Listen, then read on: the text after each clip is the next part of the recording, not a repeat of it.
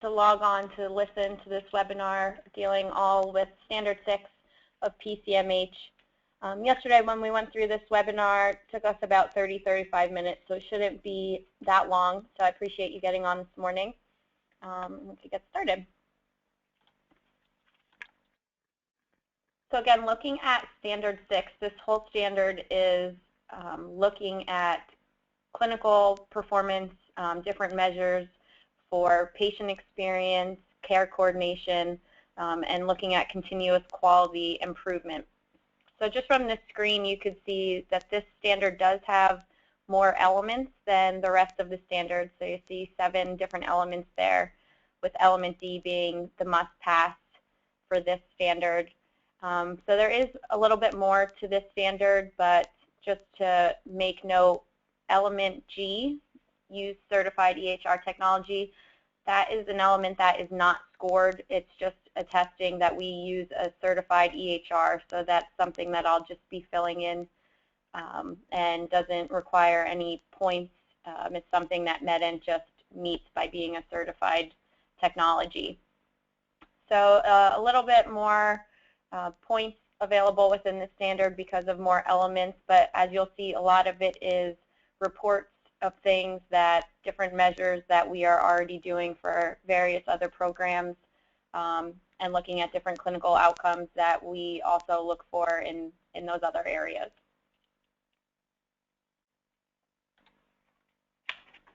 So again, the intent of the standard is looking at different data to identify opportunities that we could improve upon these different quality measures. Again, the 7 different elements, implementing continuous quality improvement being element D, the must-pass element. And you can see there on the right where meaningful use aligns with this comes into play. A few different areas, but they're not specific measures exactly from meaningful use. And again, element G, which is the one that is not scored, is looking that we have all of those capabilities within our system. All of the elements within the standard kind of feed into each other, and I'll show you that as we go through. And keeping in mind, again, this whole section is about improving quality, improving cost and spending, and increasing the patient experience. So going into element A, performance measurement and quality improvement, NCQA is looking for at least annually that the practice measures or receives data on the following factors. So you can see there the different things they're looking for: immunization measures, preventative care measures, chronic or acute clinical measures, and then looking at different performance measures stratified for vulnerable populations. So looking at different gaps because of age, gender, the type of insurance patients have, possibly race or ethnicity. So looking at these measures and then also looking at them by different populations. You can see there on the bottom for each measure, they're looking for the period, however long we look at the measurement, which is up to us to decide. And then, of course, the number of patients represented and the percentage of that.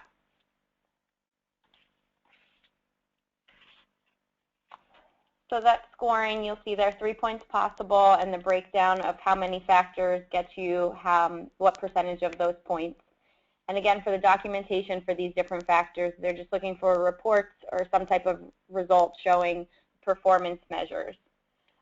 So we have discussed a few different measures that we think would be best to look at for this because of things that we're already doing for the ACO or for different payers or for meaningful use, PQRS, those types of things. So of course for the preventative measures, looking at breast and colorectal screening, and then you'll see there for the pediatrics, the different preventative measures for them. Again, with immunizations, looking at things that we do on a regular basis that we're already reporting for different reasons, and then the acute or chronic measures. So this is a pretty broad one, only looking at 3. It could be 3 measures all related to diabetes. It could be different measures for different conditions. So what we had looked at or thought would be best to look at would be our diabetes care, COPD, asthma, hypertension, and then again for pediatrics you'll see the differences that were discussed. So these are just different, not so much examples as it says at the top, but different measures that were ongoing and have been reporting for different other programs that we obviously have those reports for and can look at different time periods and assess how we're doing with those different measures. Going into element B, measure our resource use and care coordination. So again, looking for only annually that the practice is receiving this quantitative data on a few different measures. So for factor 1, at least 2 measures related to care coordination. So this is an area where meaningful use does come into play. For these 2 measures, we are able to use 2 of the meaningful use measures to satisfy this. And those are the transition of care and medication reconciliation. So those 2 meaningful use areas obviously have a lot to do with care coordination. So those can be used to satisfy factor 1. Factor 2 is a little more tricky. 2 utilization measures affecting healthcare costs. So you can see the list of examples there. We've been looking at a few different utilization measures and working with MedEnt to find things that we could kind of fairly easily report on and create, looking at things such as ER visits or readmission rates is kind of difficult strictly through MedEnt, and keeping in mind that we can't just do this through one payer. So it's not just that Highmark can give us that report data of who has been readmitted, things like that. It needs to be a broad range. It can't just be from one specific payer. So here at Central, we've been discussing a few of the different measures and again working with MedEnt to see what they can come up with us as far as 2 measures and how we could easily find reports of those. So definitely any office or anyone that has suggestions for those measures, happy to discuss those as well. But those are the types of things they're looking for that factor. Anything that is, affecting healthcare costs. One thing that we talked to MedEnt about is possibly giving them 5 very common drugs and looking at the generic versus brand use of those specific medicines. Looking at possibly the number of MRIs ordered and different things like that. So as we come up with new reports and different things like that, we'll bounce those ideas back and forth with the offices and with the physicians obviously as well as for their input and different things that they would like to look at as far as reducing costs. Same thing looking there for the measure, the period of measurement and the number of patients. And then looking at the scoring, 3 possible points. And this one, you either get 0 points, 50% of the points, or all of the points.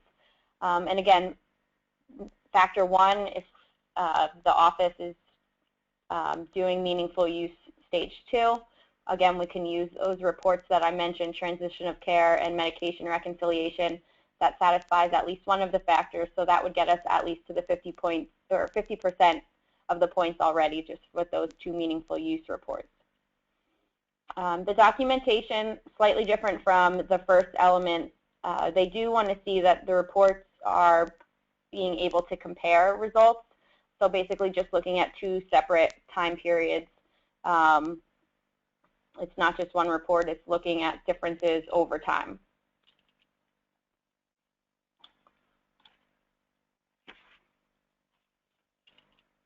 Element C, so getting away from the clinical measures a little bit and into measuring the patient experience.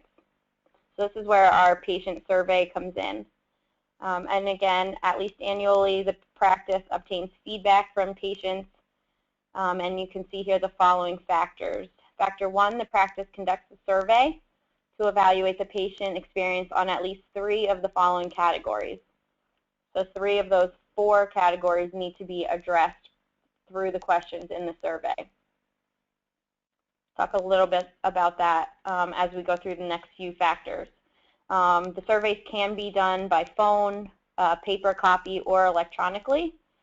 And if you are in an office with multiple providers, the patients have to be representative of all the providers in the practice. So at West Schuylkill, for example, all of the patient surveys can't come from Dr. Mohan's patients. It has to be representative of all providers in the practice. Factor 2, the practice uses the PCMH version of the CAPS clinical and group survey tool. So a few things to note for this factor. To receive credit for the factor, it would simply be the office using that specific survey tool. The thing with that is that it's a 52-question survey. The survey that I have available for all offices that satisfies factor 1 is about 20 questions. So that's something that is up to the office. If some offices want to use that PCMH CAPS version, they are free to do so. I have a link on the next slide of where you can get that from, and I could help you if there's any questions with that.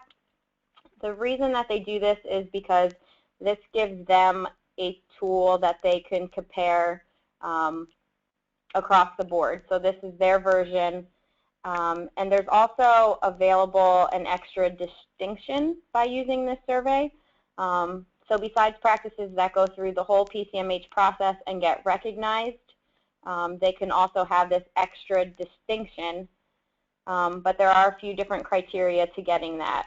Not only do you opt to use this longer survey, but it needs to be given by a certified vendor with a specific method of collecting the data and then them reporting the results to NCQA.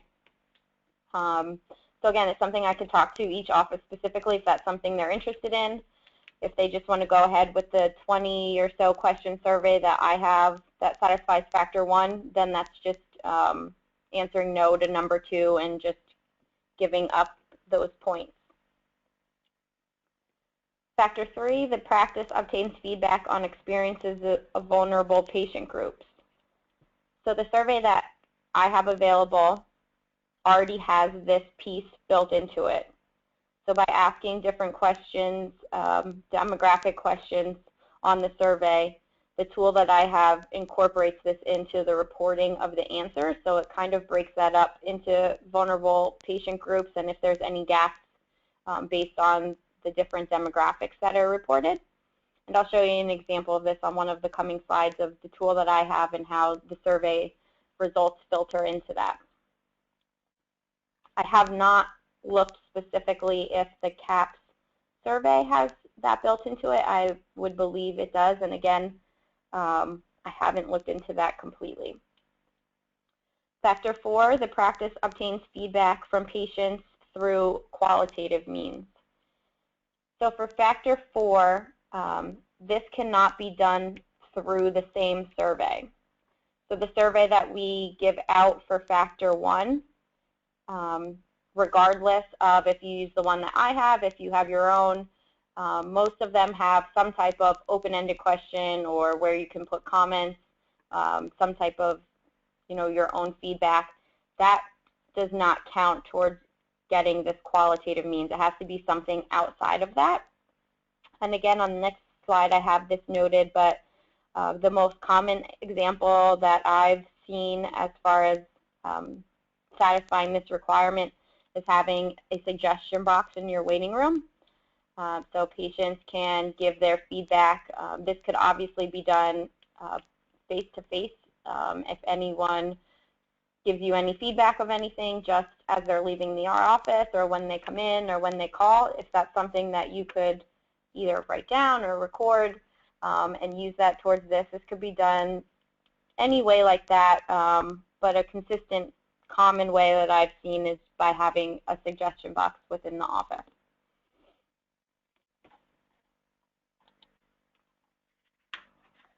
The scoring for this element, 4 points possible, and again, the breakdown of the factors. So looking at the scoring, if we obviously used a survey for factor 1, and then for factor 3, we're able to look at the differences in vulnerable patient groups, and then obtained qualitative feedback through whatever means we choose for factor 4, but did not use the PCMH CAP survey tool, so satisfied 3 of those 4 factors, we would still be getting 3 out of the 4 points. And then the documentation is just looking for reports that summarize these results. And again, a few different notes that I put down there for factor 1, so it's a 24-question survey that I have available, and that is in the PCMH test account. It is marked right now as adult survey, but actually the same one can be used for adult and pediatrics, and I'll change that naming. Factor 3, there is the link where you can find the PCMH CAP survey if it's something that you're interested in, or if you just want to take a look at what the questions have. I'm sorry, that should say factor 2. And then factor 4, again, just that a common example, and probably the easiest example if your patients utilize it at all, is having the suggestion box within your waiting room.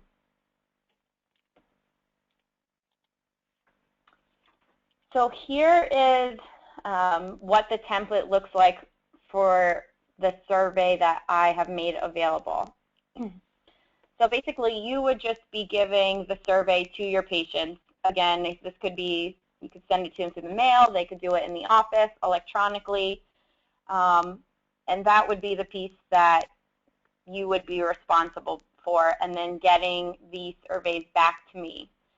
The questions that are in that survey are built into this toolkit, and I could then go through, and you can see across the top there that these are anonymous, obviously. Survey 1 would be, patient 1, and I would go down the list and mark all of their responses to the different questions. And you could see there, I obviously don't have the whole document on this screenshot, but around line 17 where it says vulnerable, based on the different questions that are asked for demographics, it feeds into there. So just kind of a quick shot of how, if we use that survey tool, which I'm recommending, then I could go in and put the information in there and easily get the reports that are needed in summarizing the data. I don't have slide shots of all of the different tabs, but you can see across the bottom there, instructions, setup, surveys, report, and graphical results. So that report tab just feeds automatically in and gives us a breakdown of the different responses and the different breakdown of the demographics as well. So again, I would be doing all that based off the surveys that you would be providing me from the patient feedback.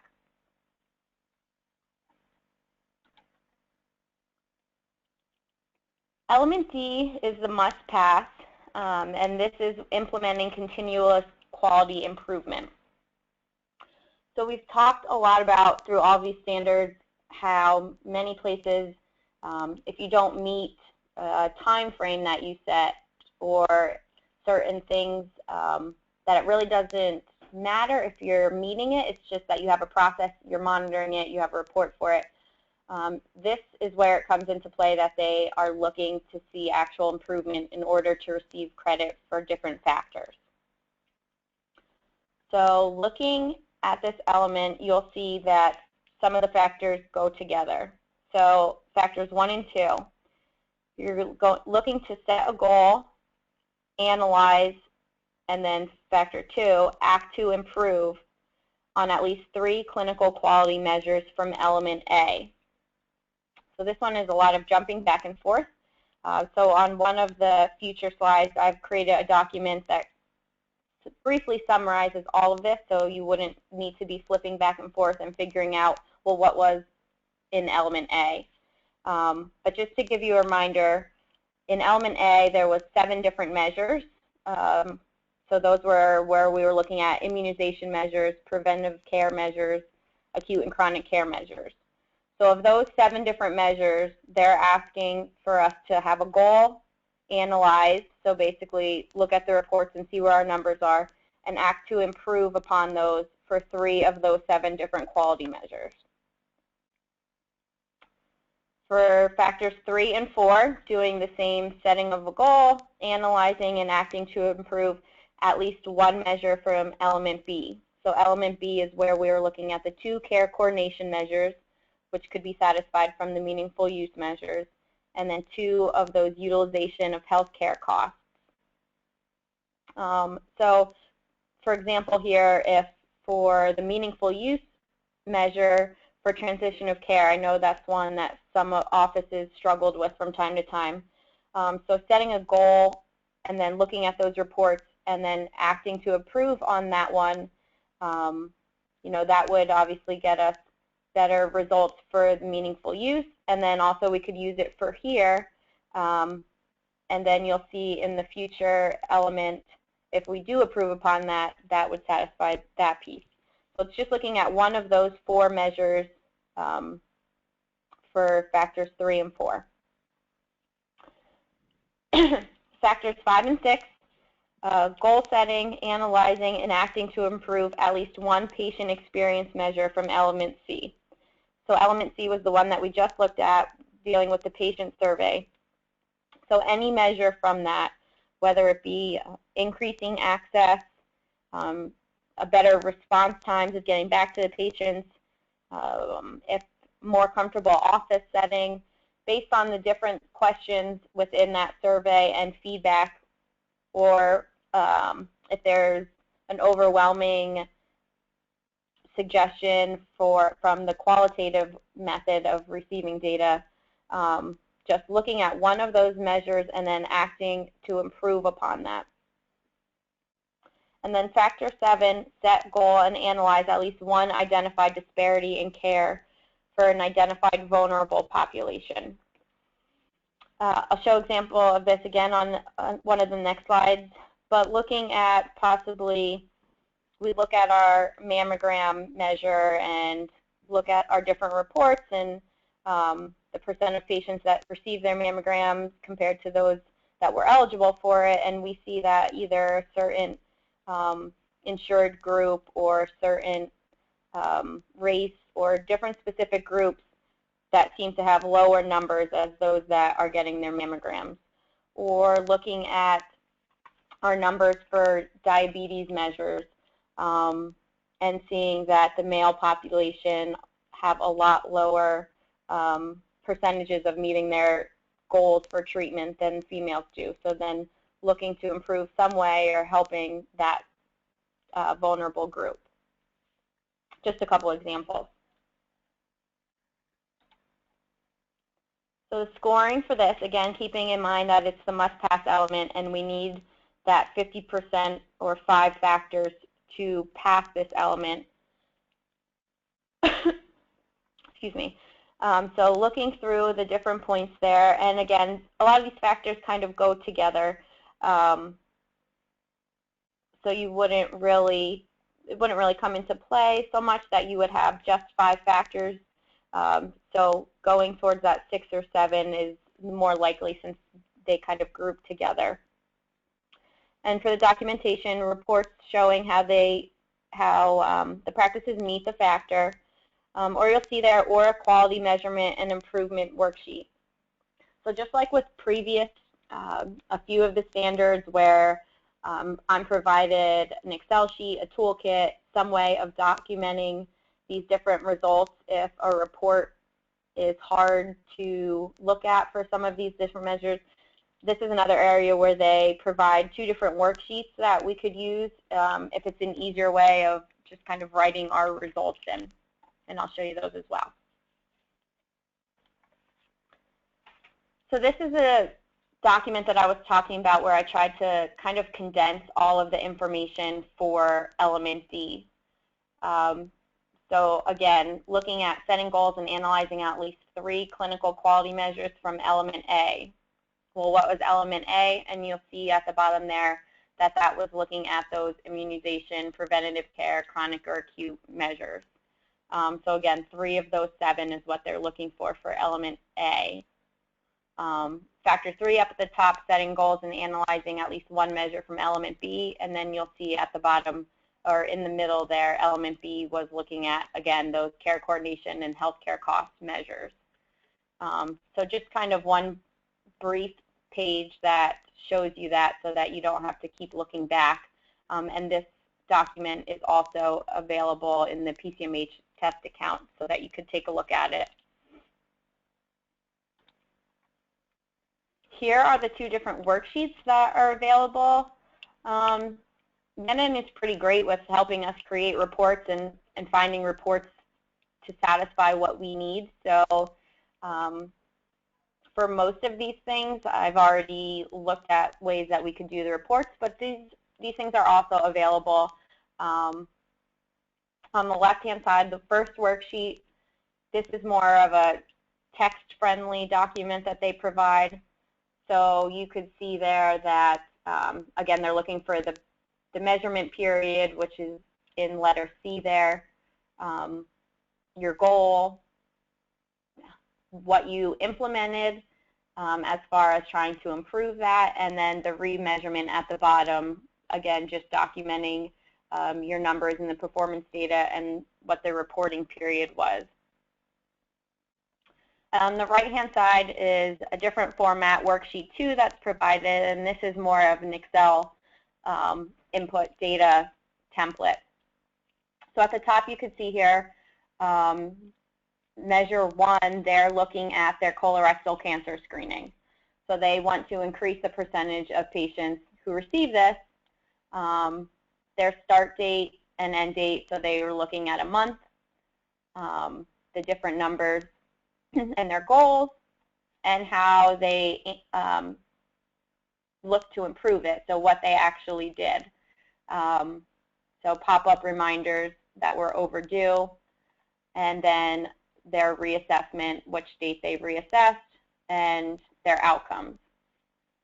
So again, this is something that we could do strictly by reports, or we can use one of these documents.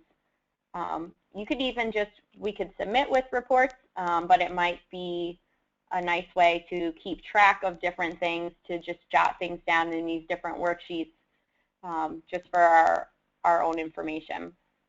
On the bottom there, you can see one of the examples for looking at identifying a disparity in care for vulnerable population. So there you see that example for uninsured patients receive less mammograms than those that are insured patients. And you can see here their action that they took of identifying community resources for those uninsured patients in hopes to get the numbers up of them getting mammograms. So just a few different examples, a few different tools that we have available. Again, working with Meta, I think we'll be able to satisfy a lot of these reports, but just some ways of documenting also so that we know we have every piece that they're looking for. We don't miss putting our goal in one of the reports because it would be something that we have to label, things like that. So just wanted to let you know that these are available for us to kind of keep track and work with.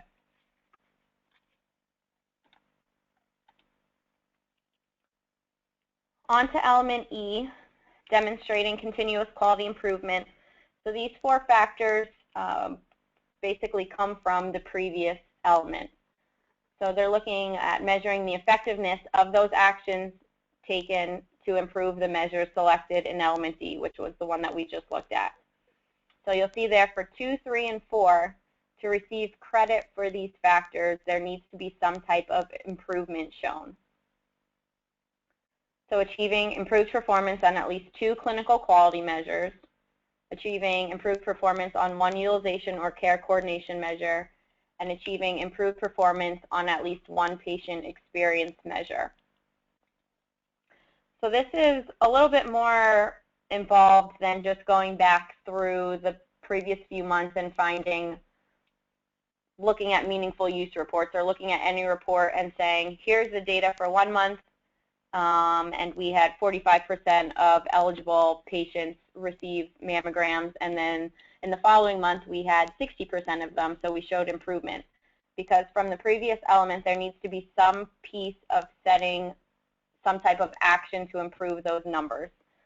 So there has to be something done in order to work towards those better numbers, and we need to show what we did to achieve that.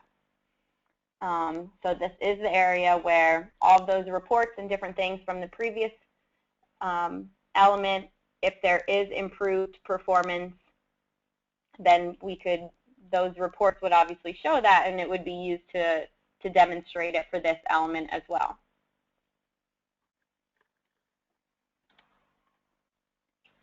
The scoring, 3 possible points, and then the breakdown of which factors get you to which percent. And again, the same documentation, either the reports or that one of those worksheets that show how we're meeting the different requirements. This is just an example from NCQA showing differences over time. So in D is where we have to show those goals and ways of how we are going to improve. E is just looking for the numbers and looking at over time showing improvement.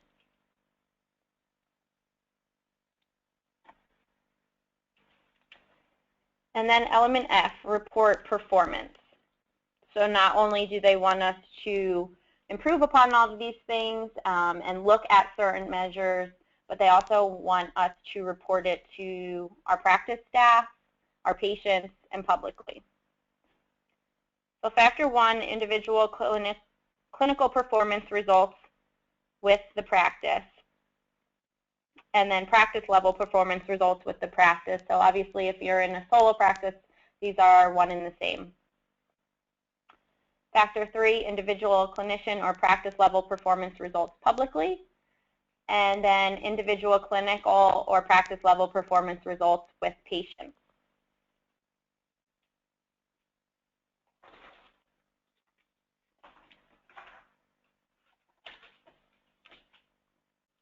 I'm going to show you a couple of different examples, but first looking at the scoring, again, 3 points possible, and the documentation. This is the one area that's a little different than just straight reports, but for factor 1, reports provided to the staff showing the clinical performances and showing how those results are given, and then the same for factor 2. And factor 3 and 4, looking for an example of a report provided to both the public and to the patients. So as far as reporting publicly, this could be data housed on your website if your office has its own website. If data is made publicly at all by a health plan or other outside entity, that one may be a little bit more tricky than just providing it to the patients. And this is obviously not giving our reports. It is just a summarized result of different quality measures. So here are just a few example templates, and these are available for all of you to change or use however you want. But you can see here, these are both different ways that you could show your results and different measures to your patient population. Again, keeping it very general and looking at the good and the bad. So on the right-hand side, you'll see towards the bottom that they have stated that they learned that they have some room for improvement, and that 25% of their patients indicated that they would like to see improvements in the amount of time it takes us to return calls. So again, just 2 different templates that can be used. This could just be maybe more so the one on the right-hand side, something that is just posted in your office for a period of time, just to make the patients aware, especially for those that did take your survey, and that there is outcomes from that and that they were analyzed. Here is a sample memo dispersed to office staff, just giving some summaries of different measures. So again, depending on if it's a solo practice, this could be a lot more condensed.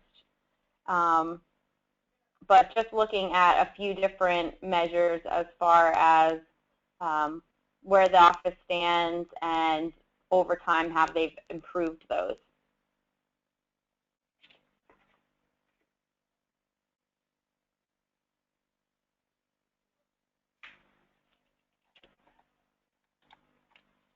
Does anyone have any questions at this point about any of the different elements or areas that we just talked about with Standard 6? All right, well, obviously if any questions come up, please feel free to contact me. And again, a lot of these things, we already have reports and ways of capturing this data already. And I've already begun running some of them, so I can talk specifically with the offices of how we're going to meet these and different things that we could work on together. But as we get more information and MedEnt provides us with more tools as we get things developed, obviously we'll be letting you know. And just any questions with any of the standards or anything PCMH moving forward, please let me know. I know we have a handful of offices that are either done or just about done getting all of their written documented processes implemented and in order, which is great. So things like this, looking at different measures, looking at a few of the other clinical aspects are what we can then move our focus to after we get all of the documented policies in place. So again, thank you for taking the time to get on, and I hope everyone has a good weekend.